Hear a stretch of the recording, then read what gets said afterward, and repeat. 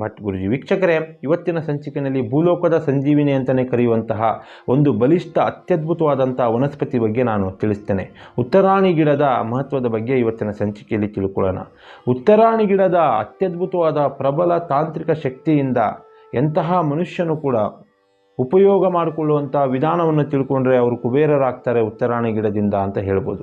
ಯಾಕೆಂದರೆ ಯಾರ ಮನೆಯಲ್ಲಿ ಹಣಕಾಸಿನ ಸಮಸ್ಯೆ ಇರ್ತದೋ ಅಥವಾ ಆರೋಗ್ಯದಂತಹ ಸಣ್ಣ ಪುಟ್ಟ ಸಮಸ್ಯೆಗಳು ಬರ್ತಾ ಇರ್ತದೋ, ವ್ಯಾಪಾರ ವ್ಯವಹಾರದಲ್ಲಿ ಧನನಷ್ಟದ ಬಾಧೆಗಳನ್ನ ಅನುಭವಿಸ್ತಾ ಇರ್ತಾರೋ, ಅವರೇನಾದರೂ ಬಲಿಷ್ಠ ತಾಂತ್ರಿಕ ಶಕ್ತಿ ಇರುವಂತಹ ಈ ಉತ್ತರಾಣಿ ಗಿಡದ ಕಡ್ಡಿ ಅಥವಾ ಬೇರನ್ನು ತಂದು ಮನೆಯಲ್ಲಿಟ್ಟು ಈ ತಂತ್ರ ವಿಧಾನ ಮಾಡಿದರೆ ಕುಬೇರರಾಗ್ತಾರೆ ಅಂತ ಹೇಳ್ಬೋದು.